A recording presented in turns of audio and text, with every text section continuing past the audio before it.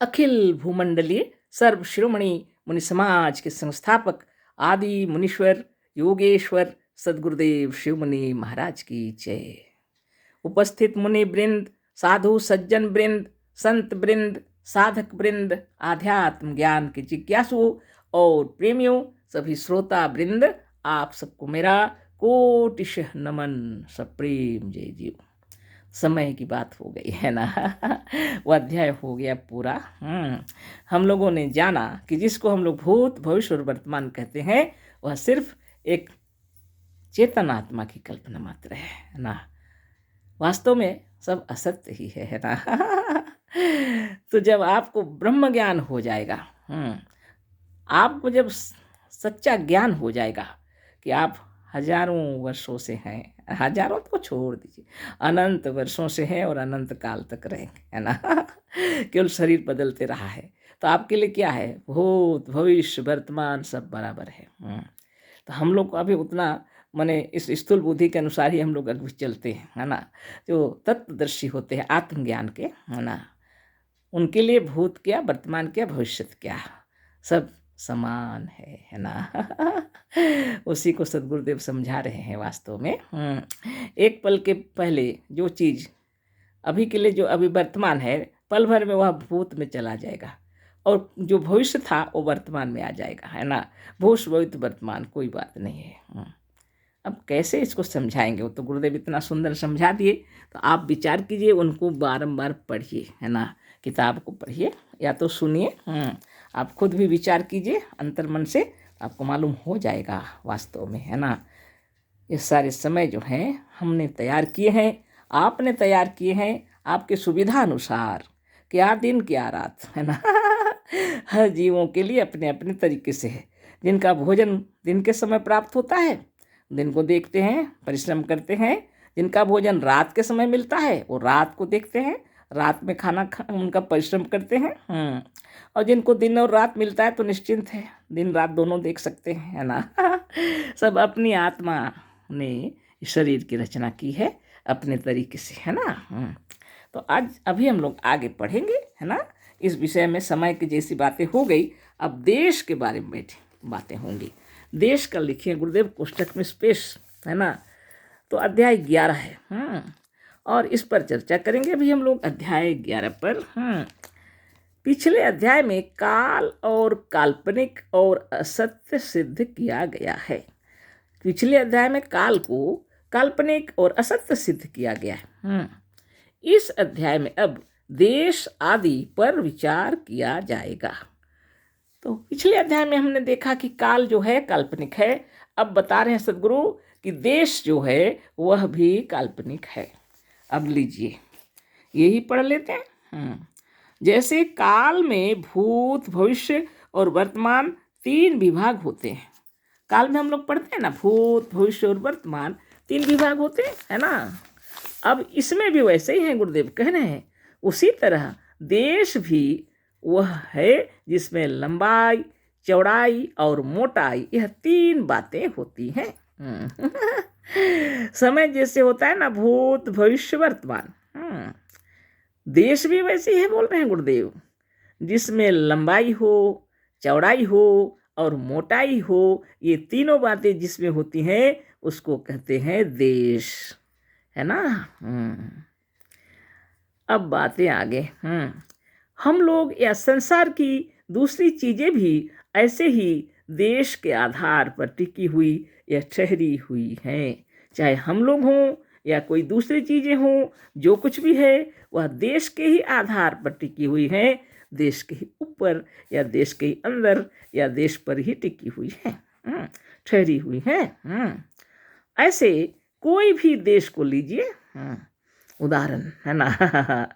ऐसे किसी भी देश को लीजिए, हमने गलत पढ़ दिया, ऐसे किसी भी देश को लीजिए, कोई भी देश हो वह लंबा चौड़ा और मोटा अवश्य होगा। कोई भी देश, है ना, लंबा चौड़ा मोटा अवश्य होगा। हाँ, कोई भी देश हो यह 3 गुण उसमें अवश्य पाए जाएंगे। कोई भी देश हो, लंबाई चौड़ाई मोटाई, लंबा चौड़ा मोटा, कोई भी हो देश का, यह तीनों गुण उसमें रहेगा। बाप रे बाप, बहुत बड़ी बात है। आगे पढ़ते हैं।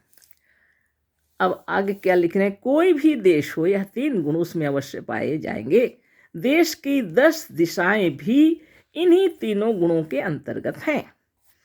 अब देश में 10 दिशाएं होती हैं, है ना।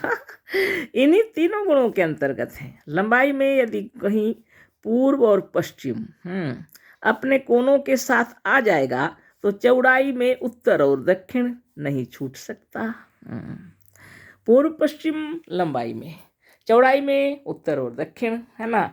फिर ये बातें आगे हैं, वो लिख ही रहे हैं गुरुदेव, है ना। दिशाएं वास्तव में 2 ही हैं, एक बाहर की ओर, दूसरा केंद्र की ओर, है ना। एक बाहर की ओर है और दूसरा केंद्र की ओर। सूर्य, चंद्र, तारे, ग्रह, उपग्रह और यह हमारी पृथ्वी ही गोल नहीं, सारा संसार और संसार के प्रत्येक कार्य गोल है। बाप रे बाप, ये तो मालूम ही है, लेकिन इतनी गहराई से कोई सोचता है क्या। हम लोग भी पढ़े हैं बचपन से लेकिन इतनी गहराई से कभी नहीं सोचे। सदगुरुदेव कह रहे हैं दिशाएं वास्तव में 2 ही हैं, है ना।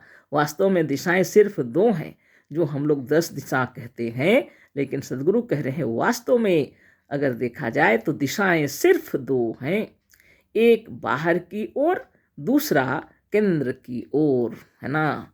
एक बाहर की ओर है और दूसरा केंद्र की ओर। यानी आँख खुले, बाहर विचार चला, बाहर है। आँख बंद की, ध्यान भीतर आया, ये भीतर है ना। ये बड़ी बात।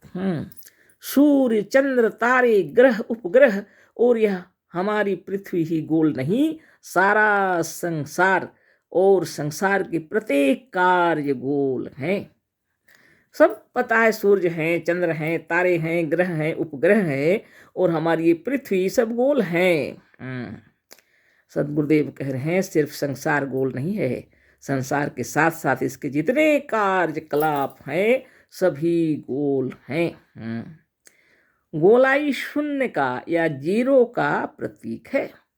जब शून्य का प्रतीक बताते हैं तो गोल बनाएंगे, है ना। गोल जो हम लोग बनाते हैं वो 0 का ही प्रतीक है। गोल बने खाली, कुछ भी नहीं, शून्य मिला। वही बच्चा अगर परीक्षा लिखा, टीचर जी उसको बोलते हैं कुछ भी नहीं लिखा तो 0 दे दिए। गोलाई संसार चक्र परिधि या सर्किल का आधार केंद्र बिंदु है, जो ना लंबा है, ना चौड़ा है और ना मोटा है। ये जो चक्र है, गोल चक्र, जिसको परिधि कहते हैं या सर्किल कहते हैं, सर्कल या उसके अंदर केवल एक बिंदु है, केंद्र में केंद्र बिंदु, जो ना लंबा है, ना चौड़ा है और ना ही मोटा है। यहाँ बिंदु चिन्ह लगा दिए हैं गुरुदेव। बिंदु का यह एक कल्पित चिन्ह है। यह बिंदु जो इस कागज पर बना है लंबा और चौड़ा दोनों, है ना, है। छोटा सा बिंदु है लेकिन लंबा चौड़ा और मोटा सब है इसके अंदर। लंबा और चौड़ा दोनों है। इसके चारों ओर एक गोल परिधि है। इसका केंद्र तो इसके बीच में है। इसके बीच में भी आप जिसे छोटे से छोटे सूक्ष्म अति सूक्ष्म बिंदु की कल्पना करेंगे वह भी कुछ न कुछ लंबा और चौड़ा होगा ही, लंबा चौड़ा होगा ही, है ना। और जब इसको आप देखेंगे ना, जिसे सूक्ष्म दर्शक यंत्र से खूब बड़ा देख सकते हैं, और सूक्ष्म दर्शक यंत्र से जब आप देखेंगे तो यही बिंदु बहुत बड़ा दिखेगा, है ना, गुरुदेव कह रहे हैं। और जो देखने वाले देख लेते हैं, इसे सूक्ष्म दर्शक यंत्र से खूब बड़ा देख सकते हैं। और यदि यह बिंदु एक गोल गेंद के समान दिखाई दिया तो इसका केंद्र बिंदु बहुत ही छोटा होगा, जो एक अच्छे सूक्ष्म दर्शक यंत्र के आविष्कार हो जाने पर आकाश के चंद्रमंडल के समान दिखाई देगा। यंत्र के ऊपर निर्भर करता है। सूक्ष्म दर्शक यंत्र यदि बन गया, ये बिंदु यदि एक फुटबॉल के समान दिखा और उसका केंद्र यदि उससे भी छोटा है और उसको भी यदि देखेंगे तो आकाश में जो चंद्रमंडल दिखाई पड़ते हैं, चंद्रमा, उतना बड़ा दिख सकता है। वो तो आविष्कार हो जाए ऐसा तो होगा ना, है ना, नहीं। अब देखिए, यदि यह बिंदु एक गोल गेंद के समान दिखाई दिया तो इसका केंद्र बिंदु बहुत ही छोटा होगा, जो एक अच्छे सूक्ष्म दर्शक यंत्र के आविष्कार हो जाने पर आकाश के चंद्रमंडल के समान दिखाई देगा। फिर इसका भी केंद्र बिंदु अति सूक्ष्म होगा, फिर इसका जो केंद्र बिंदु है वो और सूक्ष्म दिखेगा। विचित्र बात है कि नहीं है?